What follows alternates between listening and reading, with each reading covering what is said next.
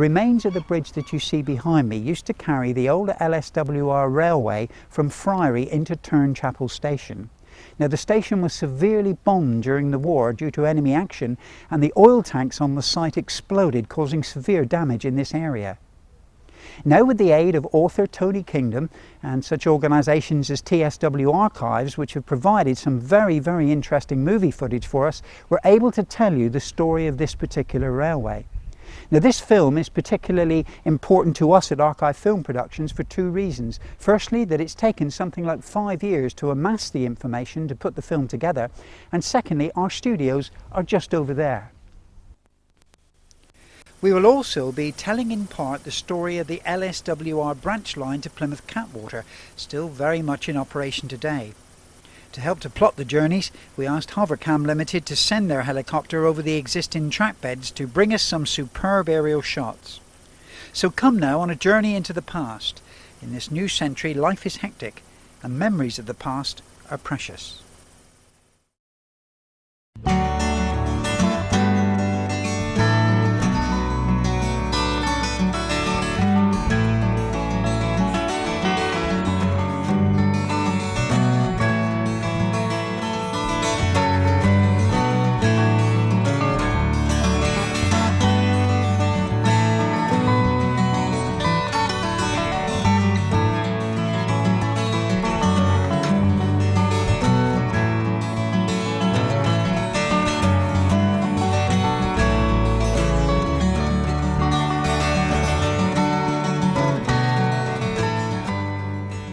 It's the 30th of September 1961.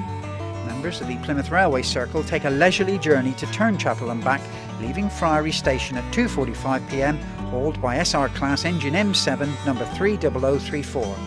This would be the last train with passengers to run from Friary through Plymstock and Oreston and into Turnchapel.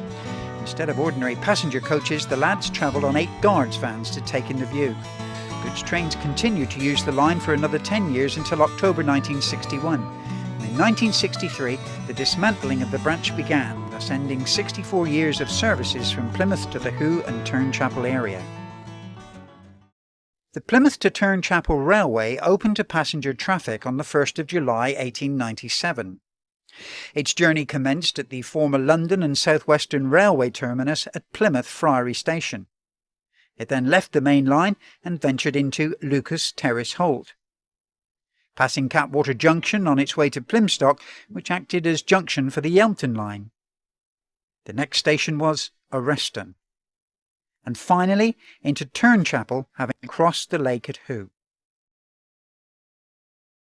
The LSWR, that is the London and South Western Railway Company, in agreement with the South Devon Railway, constructed a goods station at Friary Green around 1878, but it was not until July of 1891 that the LSWR opened Plymouth Friary to passengers.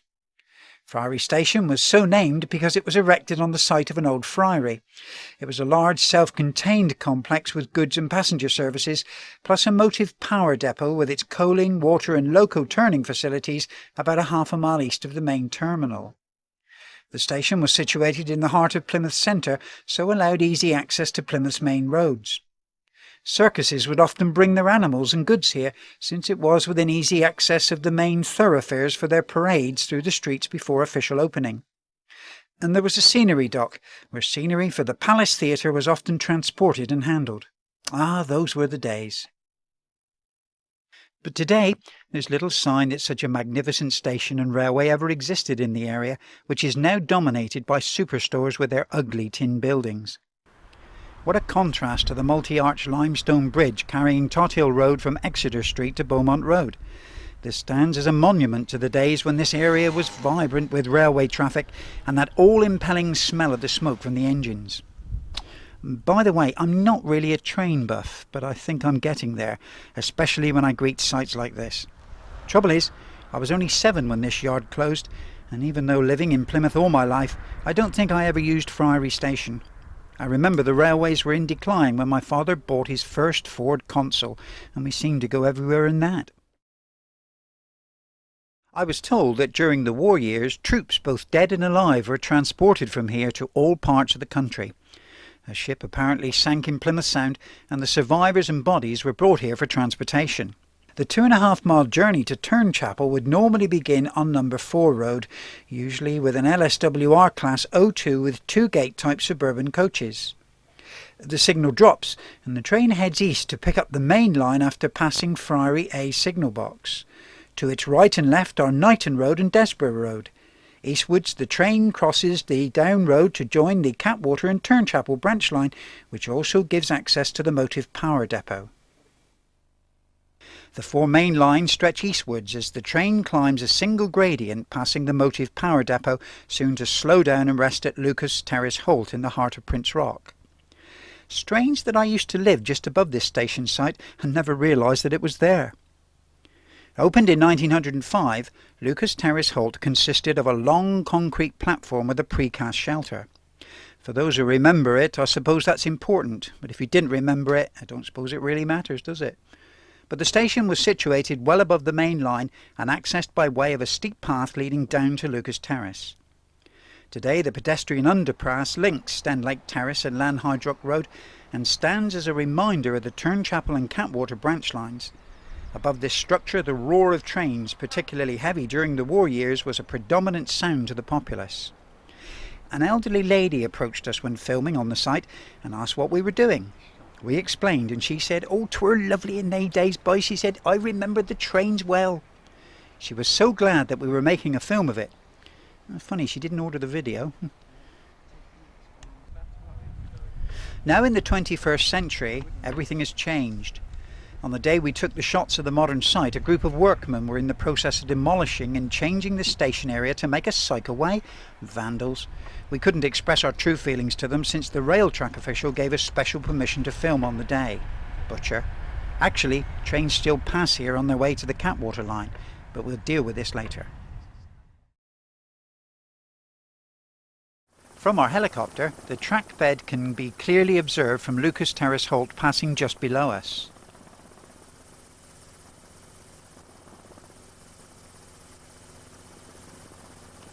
Crossing Embankment Road.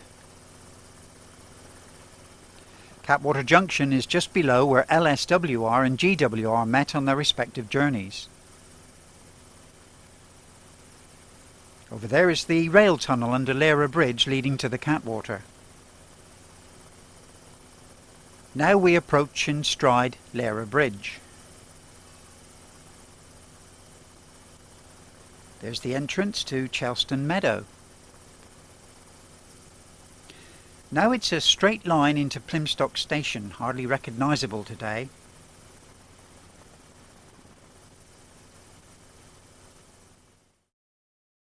Returning to Lucas Terrace Halt at ground level, the train now swings southwards on a severe curve, making the wheel flanges squeal in protest at the angle of the curve, as Tony Kingdom expressed it in his book. It passes over a bridge under which the GWR Sutton Harbour branch ran. Besides this, and running parallel, is the 4'6" gauge track of the Leamore tramway. It then crosses the bridge over the main embankment road, approaching the GWR line. Today this rather ordinary bridge is still prominent and used by goods traffic and spans one of the main thoroughfares into Plymouth from the main A38 link road across the embankment. It was renewed in 1962 to strengthen it in preparation for the bulk cement traffic that would commence in 1963. The GWR line crosses its own bridge about 50 yards further down the road, and where the two lines converge, the train enters Cattewater Junction, where the Yelmpton, the Cattewater and the Turnchapel branches all meet up. It is at the Cattewater signal box that the tablet is exchanged for the next leg of the journey to Plymstock. Not much has really changed here. The line is still used for goods traffic into Cattewater, but the old track bed to Turnchapel and Yelmpton is now a cycleway leading up to LSWR Bridge. Returning to our journey to Turnchapel, the train now climbs an embankment and heads towards the LSWR lattice girder bridge spanning the River Plym. This bridge is constructed in 6 sections with 5 cross-braced tubular legs. A speed restriction of 15 to 20 miles per hour allowed passengers to view both sides of the River Plym. One of the reasons for the continued existence of the bridge is the operational 4-inch medium pressure gas main strapped to its northern side. The bridge was originally built by the Earl of Morley in 1815 when he reclaimed a portion of Lera and extended the grounds of Saltram Park. He accomplished this by building an embankment to keep out the waters of the Plym and draining the reclaimed land. The train now leaves the Iron Bridge, crosses the Ride or entry into Chelston Meadow and Saltram Park until it comes to a halt at Plymstock Station.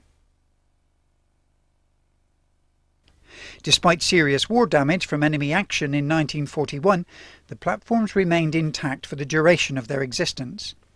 The two platforms for the Turnchapel and Yeltham lines formed a V shape toward the Plymouth end, and the original station was built in Victorian style. It possessed a gents' and ladies' toilet, a booking hall and office, a station master's office, plus a goods and parcels department. Quite a busy little station, really. The GWR platform boasted a richer exterior with an ornate canopy and a glazed end panels, and on the other hand the LSWR section had no canopy at all, so passengers often sheltered on the rival section. Today the station site is totally changed. Hardly anything remains, but there are stories and memories worth relating about this junction. For instance, one passenger reported how he would travel to Yeltham on the cosy GWR train and always feel superior to the LSWR rival with its wooden seats, gate doors and small engine. He would often joke that the Turnchapel train looked as if it would tip over as it stood at a steep angle, looking most queer, as he put it. In those very early days, rivalry amongst the staff of the two companies was often contentious, with reported sabotage and even occasional abuse resulting between LSWR and GWR employees. Down to this day, in railway social club circles, these confrontations are still referred to it, albeit in a more jocular manner, as I discovered when I visited some of the lads at Lera.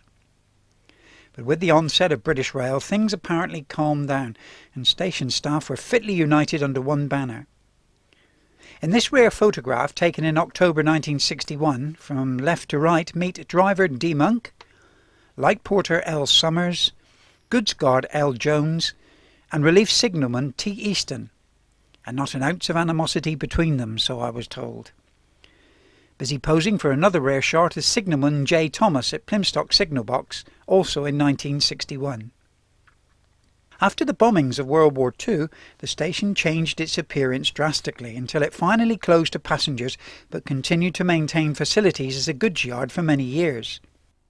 Here, BR Diesel 4518 arrives at Plymstock Station with a load of 12 liquid petroleum gas wagons for use in the former South West Gas's breakwater works. And later that day, the same engine departs Plymstock via Lera Bridge with the empty wagons. This study captures the shunting of cement wagons to clear a space in the sidings at Plymstock Station. Back to our helicopter now to observe the final part of the journey into Turnchapel. Below, the area of Stamps Bridge is changed beyond recognition. A superstore and fast food outlet obscures any trace of the old line.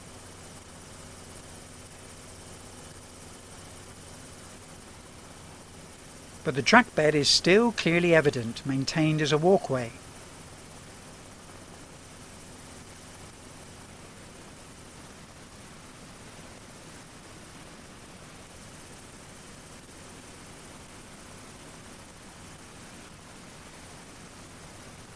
Passing over Oreston station site.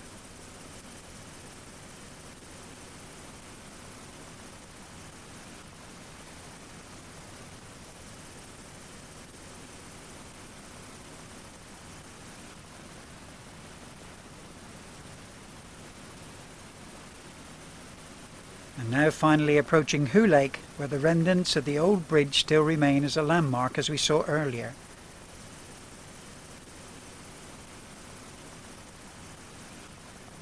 And finally, the old station site at Turnchapel. I don't know about you, but I like to have both my feet securely on the ground, so let's land this helicopter and return to Plymstock at ground level. Down we go. Leaving the station there, the train heads towards Oreston on a steep curve, crossing a series of small bridges including a major link at Stamps Corner. Tony Pitcher, who lives adjacent to the old bridge site, reported how his father, one of the train drivers on the line, used to wave to him when he was a child as the train passed by the house. He used to blow the whistle, as he'd left Plymstock Station, and we'd all come rushing out, whoever was there, and of course we were all there at a young age, because we moved to the house when I was only 2 years old. So from then on, whenever Dad was on that Turnchapel line, he'd always sound the whistle, and that's Dad, so out we would rush and all give him a wave, and of course then we'd wait for him to come back again from Turnchapel. So much has changed today. Although the powers that be have preserved the old track bed as a country walkway, many visitors are unaware of the history of this line as they enjoy their walk from Pomfret to Oreston through the cuttings. Passing under the bridge leading from Oreston to Honcray, the train now enters a deep cutting emerging at the rear of Longlands Road and Oreston Station, about half a mile from Plymstock Junction. Little more than a halt, Oreston Station is 160 feet long, and for the more discerning enthusiast it was a building constructed of vertical planking covered with asbestos sheeting. A small canopy protects the entrance to the waiting room. An 11-wagon siding and loading dock is to the rear of the passenger platform belonging to F.J. Moore Limited. At this point there's a barrow crossing over the line connecting a footpath to 6 railway cottages belonging to the railway. The bridge in the distance carries Plymstock Road over the line. Leaving Oreston Station, the train now passes under the Plymstock Road Bridge.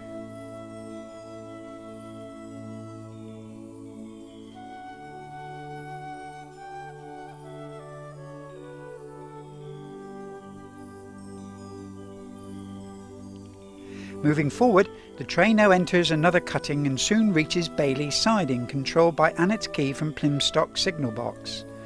Bailey Bartlett is a quay wood importer with the yard situated to the north of the line. Here railway sleepers are treated with creosote along with telegraph poles and other wooden structures. Today nothing remains of the Bailey Bartlett sidings, and the final approach to Turnchapel Station is totally obscured by the erection of new dwelling houses and private estates. From a short embankment and on to what can be termed as the landmark on the line, the mechanically operated bridge over Who Lake. This is a manually operated swing bridge mounted on a single support with 2 sets of latticed runouts either side of the entrance to Who Lake. The operation is controlled from Turnchapel signal box by the signalman, who walks onto the bridge to hand crank the mechanism. He must remain marooned on the bridge until it is closed again and shipping past. The bridge manoeuvred, the train now has a short journey to the passenger terminus, Turnchapel, in the heart of the Mountbatten Peninsula. And whilst passengers alight here, the line extends some 500 yards to Admiralty Wharves for loading and unloading of goods. And as we shall see later, the original station was badly damaged by German bombers during World War II. The station platform was 175 foot in length and, like Oreston, had a covered booking office and waiting room.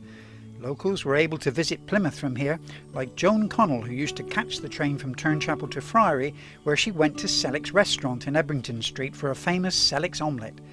Once consumed, she then caught the train back home again.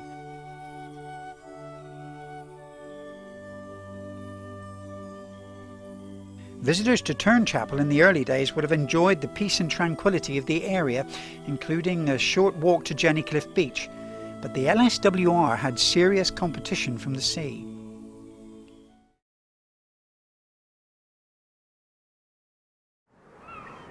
The Mountbatten Peninsula and Cattewater had a long association with transportation in the military. In 1871, before the opening of the Turnchapel Branch line, the Oreston and Turnchapel Steamboat Company was formed to ferry passengers to and from Plymouth Barbican at the bargain price of 2d for a single journey plus 1 penny for your basket. And as to competition from the railway, well, in the 1920s it was reported that on one Good Friday after a torrential downpour and thunderstorm, that queues for the ferry from Turnchapel Quay extended all the way back to Fort Stamford at the top of a steep hill just a quarter of a mile away. It is in fact on record that this ferry service claimed some 10,000 passengers a day on bank holidays at a penny each. But road transport was on the increase, and with the abundance of buses to Turnchapel, the ferry service gradually declined.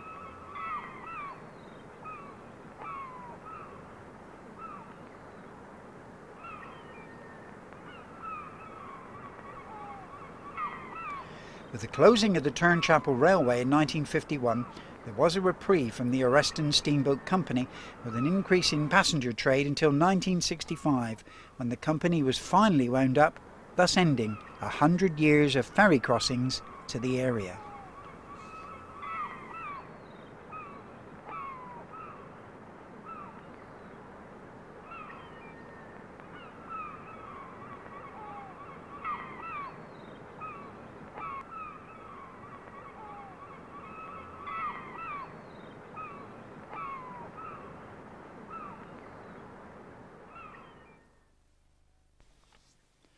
Whatever mode of transport is used to visit the Turnchapel, Oreston and Mountbatten area of Plymouth, visitors cannot help but be impressed by the superb scenery and beauty of the area. Whilst new housing estates have grown up around these areas now in the 21st century, the beauty of the surrounding countryside set in the Mountbatten Peninsula has changed little, and there is the constant reminder of the old railway wherever you seem to look.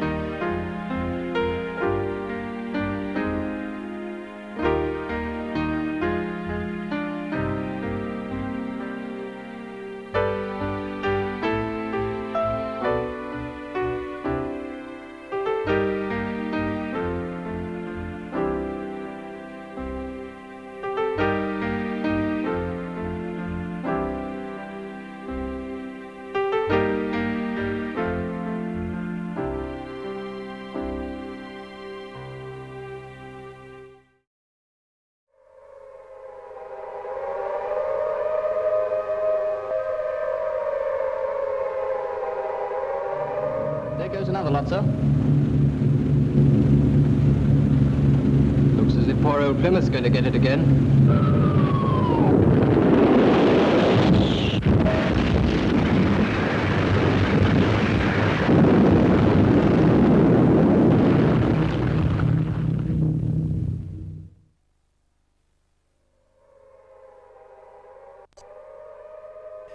Whilst Friary and Plymstock stations suffered damage during the war years, the most notable and dramatic event of wartime bombing came when the original terminus at Turnchapel was completely destroyed following an air raid on the 27th of November 1940.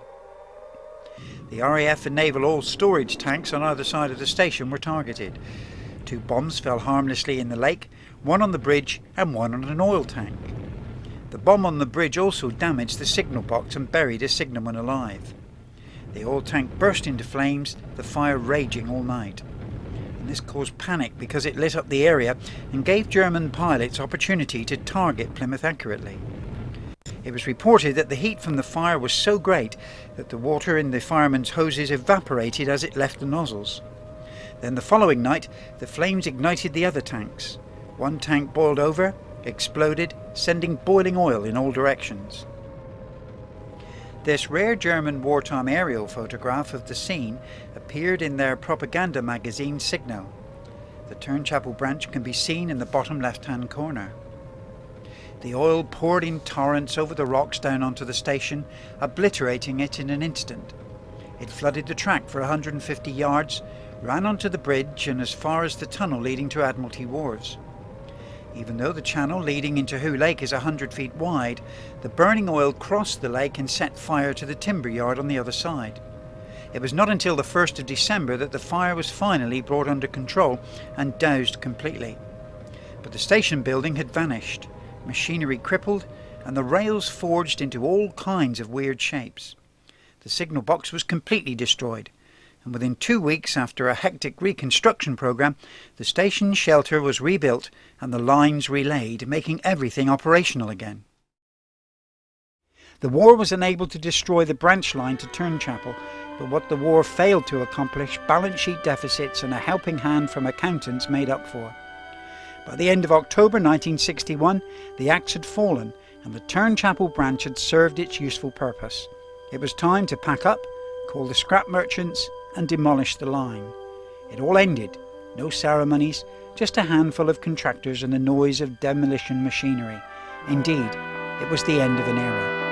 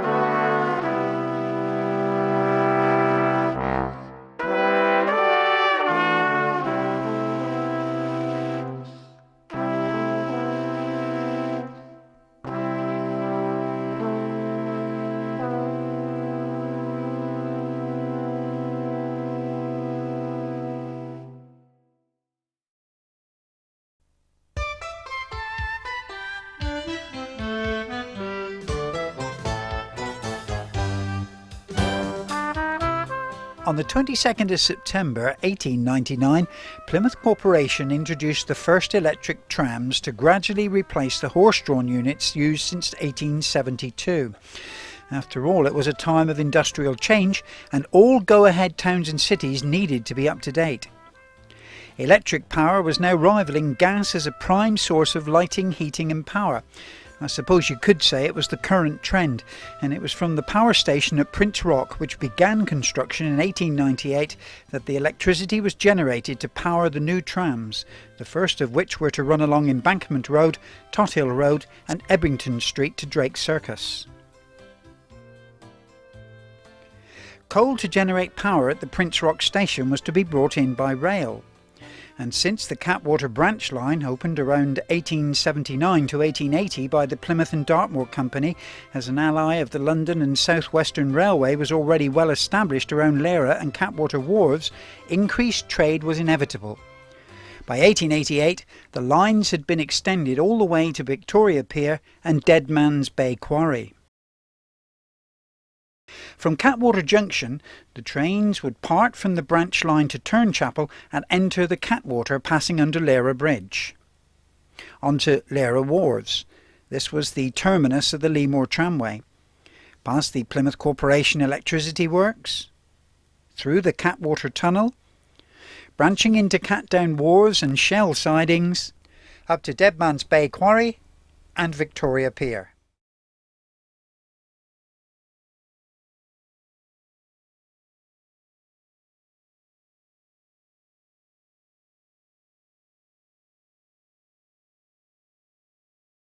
Today the line is still in operation, albeit on a limited basis, but the route cannot be described as scenic despite its proximity to the River Plym. It runs through some of the most intense commercial dockland to be found in Devon, and because of its commercial nature and the changing demands of commerce, it has changed its layout many times in the years of its presence on the Cattewater.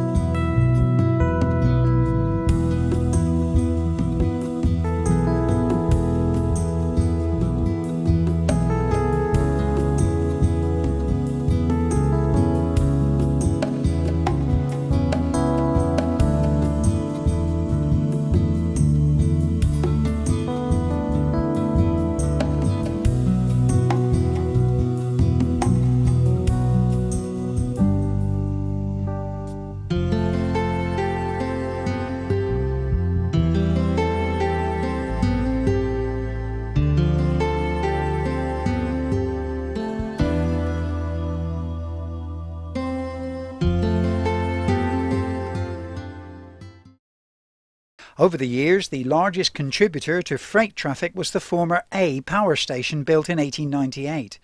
Whilst this was demolished around 1976, the new B power station opened in 1952 and it was still coal-fired. But with the demolition of this landmark in the 1980s, rail traffic declined even further.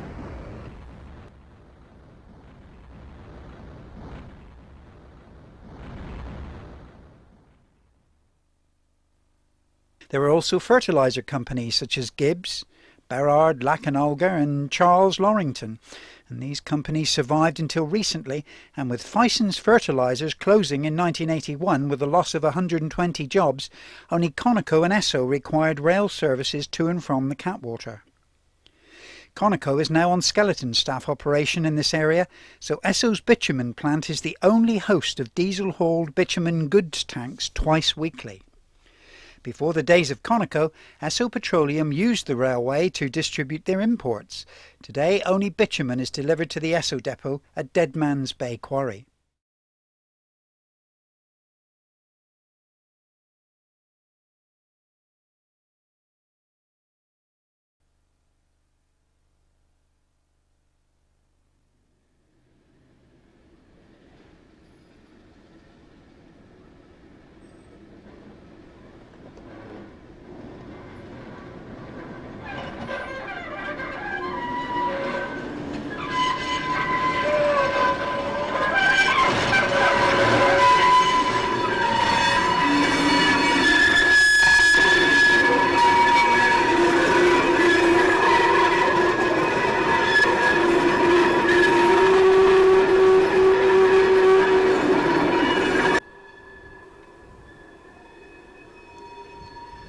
Tar and similar byproducts of oil refining have been distributed from this area for many years. Andy Rayfield of the Esso bitumen plant explains a little of the history. Well, the history of the plant, in my understanding, is that in around between 1877 and 1885, a company called J&T Harvey's were lime and cement and plaster manufacturers. And in that time, they took over the tar distilling business, which was then, at that time, in Sutton Road, a company called Harris and Snell. And then from around 1885, or from 1879 when the railway took over, there's been a tar distillery on this site from all that time. In that time there's been various name changes, where it's gone from J&T Harvey's to Southwest Tar Distilleries in around 1923 to 1928. And then they produced tar all through the 30s and the 40s, and then that carried on to 1963, and in 1964 Plymouth Tar Distilleries took over the name and took over the site. And between 64 and 70 the Esso bought the site and it became the Esso bitumen plant.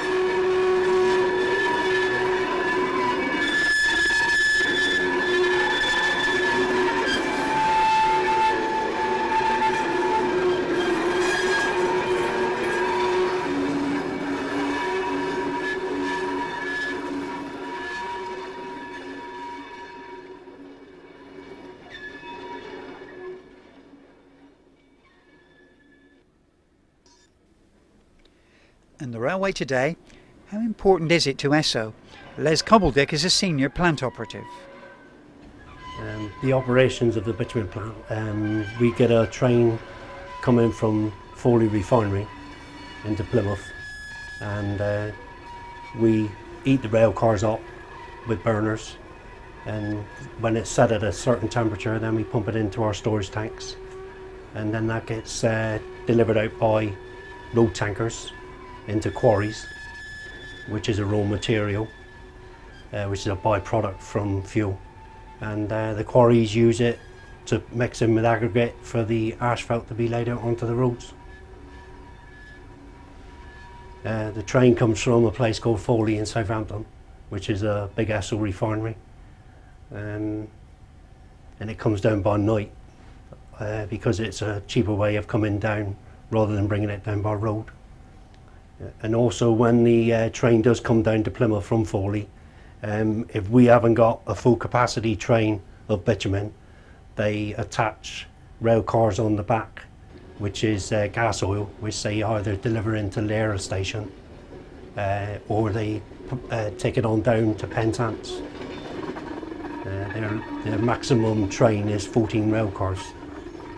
Right, they deliver the train twice a week, which is on a Wednesday morning and a Saturday morning, and then they collect the empties on a Tuesday morning and a Friday morning. Yeah, I think the future is quite secure because I think railway delivery is a lot cheaper than what they can do it by road. Obviously because it's they can deliver up to 14 rail cars down in one go with one engine, whereas it would take 14 vehicles on the road to deliver the same amount, and that's why they can do it so cheap. I've been here 12 years, since 1988, and I cope with the early mornings quite reasonably well actually, because I was on the road for 5 years, and I could start any time from midnight till 5 o'clock in the morning. The plant's Hudswell shunter is especially important to Andy at the moment. I don't drive the train at the moment, but in a week's time I will be taking my course to drive the Hudswell.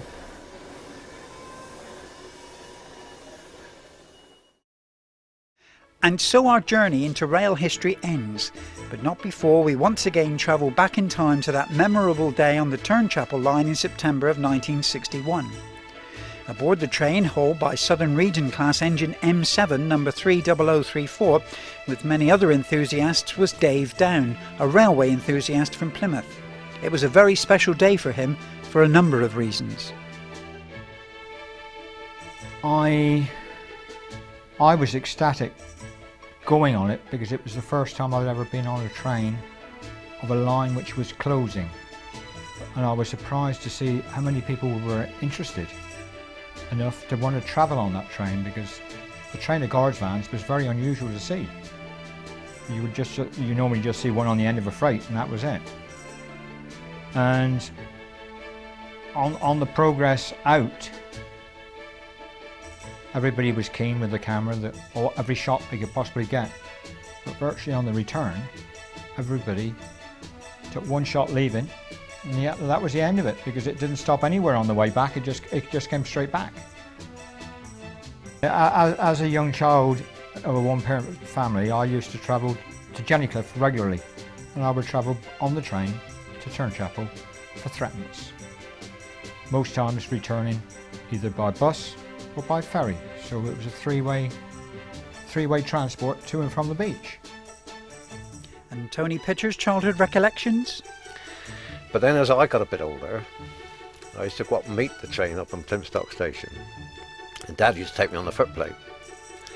And of course I'd have the lovely ride over to Turnchapel and back, but very often he'd lift me up and I'd start push the lever over to start the engine away.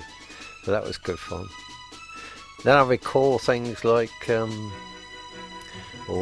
from Friary Station, because we used to always take the train to town.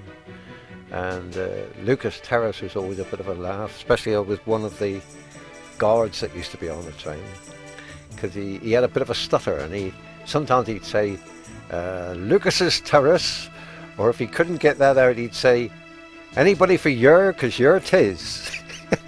I always thought that was funny.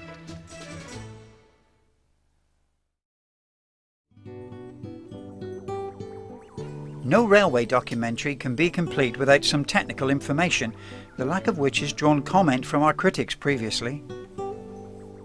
Working locomotives on the Turnchapel line can be categorised into two main classes from the opening of the line to the end of passenger workings in 1951.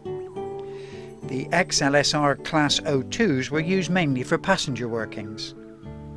And for goods, there were the B4s such as 102 Granville, seen here in SR livery at the Motive Power Depot in 1949, and in 1950 appearing as number 30102 in BR livery with its 1F classification.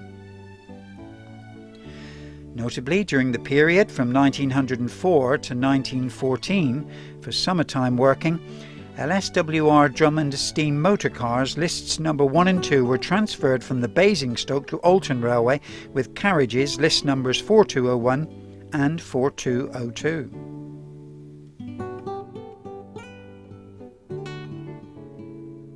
A Class C14 220 tank made a rare appearance sometime during the period 1906 to 1917, after which it was loaned to the Ministry of Munitions in April of 1917. The loco, number 741, derived from a Drummond steam motor car, was converted to an 040 tank to improve rail adhesion in 1922.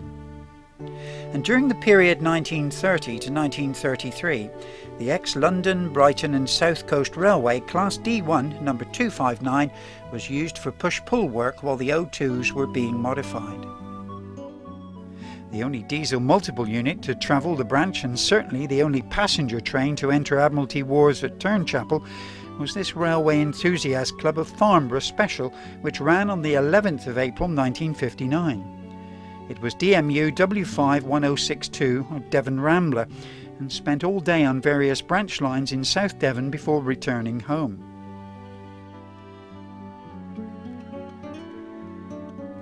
Class 02 number 30182 was commissioned on the 2nd of May 1959 by the Railway Correspondence and Travel Society as part of the Royal Albert Bridge Centenary celebrations.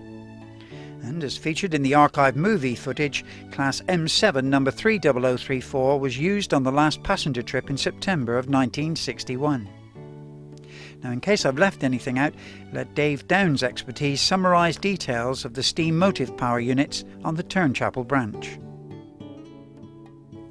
There would be the O2s, and that was 30182, 30183, 30194, 30201, 30232, 30225, and then there was the M7s, which were 30034, which was on the last train, 35, 36 and 37.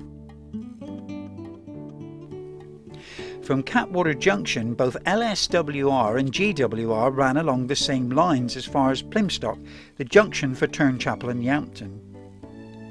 In 1893, the Plymouth and Dartmoor Railway Company proposed a railway from Plymouth to Modbury in the South Hams. The line never did reach Modbury, stopping short at Yampton, opening on the 15th of January 1898. Stations between Plymstock and Yampton included Billicombe,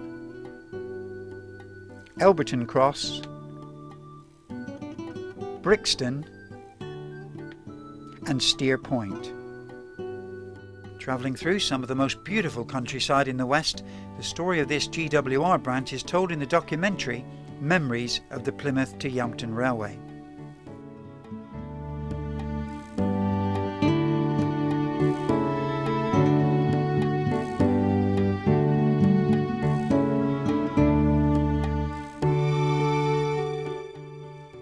We close on a montage of superb memories, including that last passenger trip to Turnchapel on the 30th of September 1961, from the archives of accomplished photographer Peter Gray.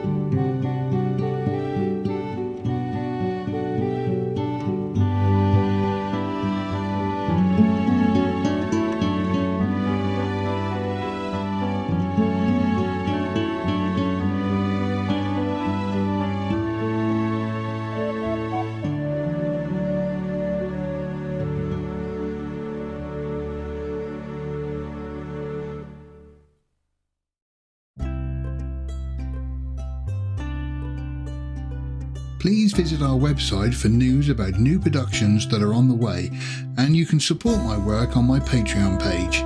Thank you.